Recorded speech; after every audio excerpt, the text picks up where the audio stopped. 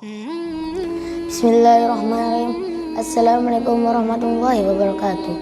Innal hamdalillah nahmaduhu wa nasta'inuhu wa nastaghfiruh wa na'udzu billahi min syururi anfusina wa min sayyiati a'malina may yahdihillahu fala mudilla lahu wa may yudlilhu fala hadiyalah.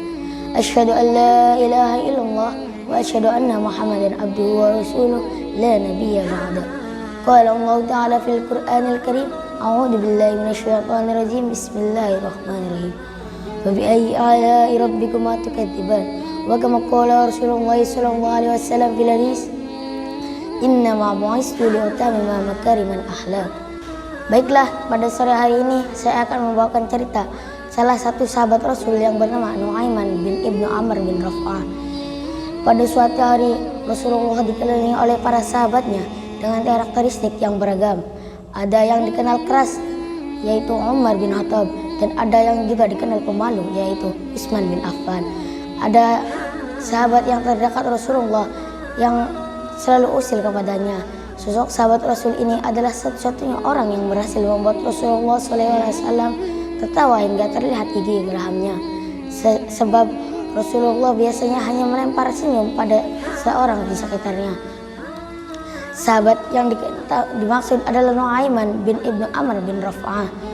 Ia adalah salah seorang sahabat dari kalangan Ansor yang juga termasuk juga kalangan Ashabul Badar.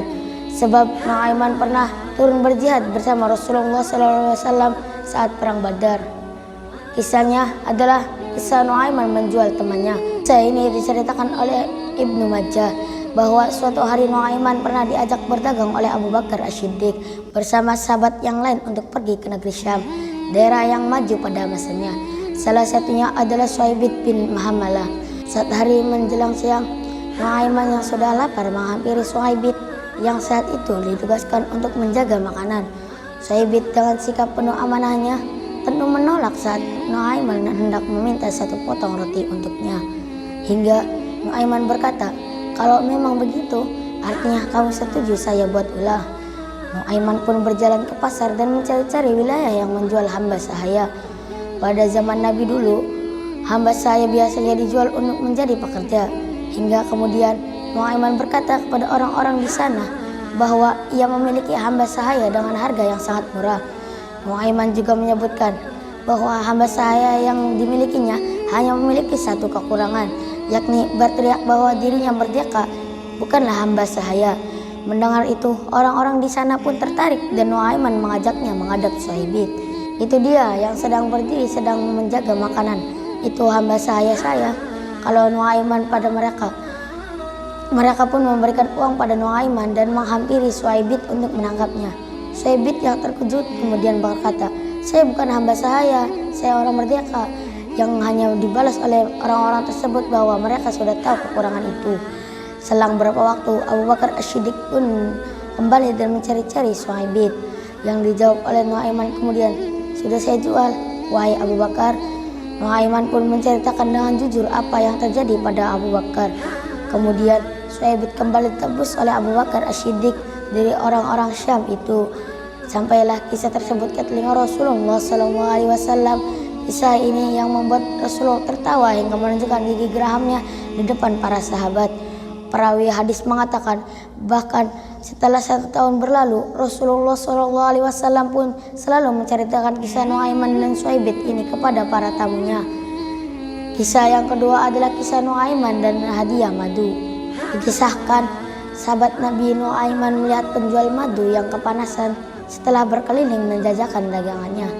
Namun sayangnya tidak ada yang terjual. Nu'aiman pun kemudian menghampiri sang penjual madu tersebut dan mengajaknya ke kediaman Rasulullah.